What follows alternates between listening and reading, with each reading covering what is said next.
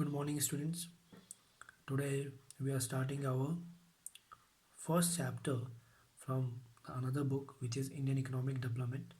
Okay, and the first chapter is Indian Economy on the Eve of Independence. Okay, I have already started this chapter in your class.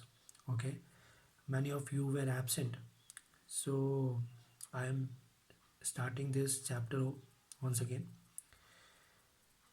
Now, before going to the detail, you must understand that British colonial rule was for 200 years in India. Okay, and Britishers, they have exploited our economy to such an extent that on the eve of independence, the condition of our economy was not very good. India possessed a low level of economic development under the British rule.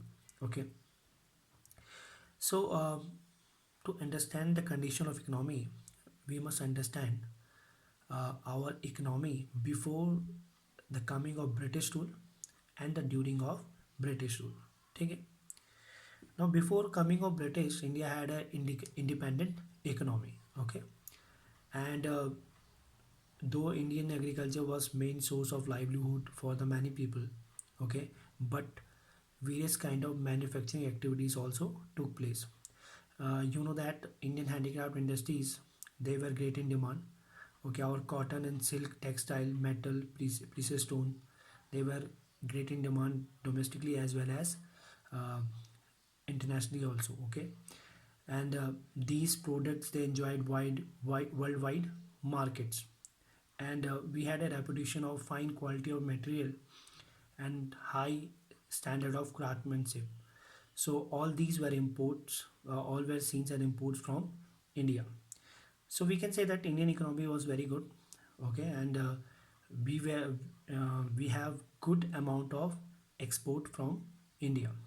Okay, but after the British came to India and started their rule in India, they followed the policy of protection and promotion of economic interest for their own country. Okay, so these policy transformed our country into a supplier of material and the consumer of finished good from the Britain. Okay, हम we were only the supplier of, earlier we used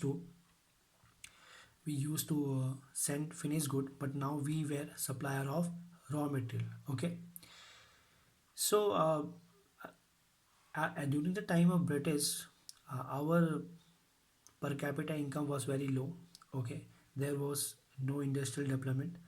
Okay, and British affected our economy to such an extent that on the eve of independence, there was no sign of development. Our economy was stagnant and deteriorated.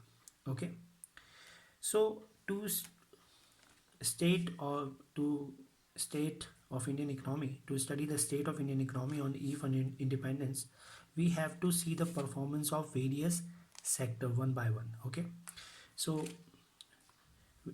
our various sectors are agriculture, industries, foreign trade, demographic transition, occupational structure, okay, infrastructure. Okay, so we will study these sectors to understand what was the actual condition of Indian economy on the eve of independence. Okay, so first of all, we will see about the agriculture sector. Okay, see, the most of the our population at that time lived in villages, and they were depend on agriculture. Okay, however, our agriculture sector remained stagnant and deteriorated. Okay, so for this we have to understand the features of Indian agriculture. Okay, so first feature is low productivity. Okay, see, although a large proportion of people were involved in agriculture, but overall production was very low. Okay, one of the reason was lack of technology, and another reason was irrigation, lack of irrigation facilities, and this lead to low in the productivity. Second reason was Britishers also did not intend to spend any money on agriculture. Okay, and because of this, uh, there was no investment in agriculture, so productivity was low. Okay, and whatever the production which was taking place, it was traditional. Okay, they do not know any modern means or method, and because of that productivity was less. Now second feature is loss due to huge cost involved.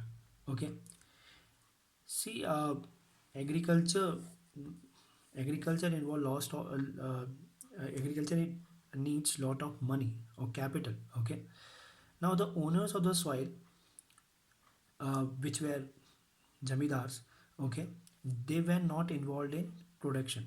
Okay, they were not involved in agriculture production. It is the dealers who used to produce. Okay, now dealers, since they were not the owner of land, they have to pay the rent. Okay, and they have to bear they also have to bear the cost of production. Okay, so due to this, uh, the cost involved in the production was very high.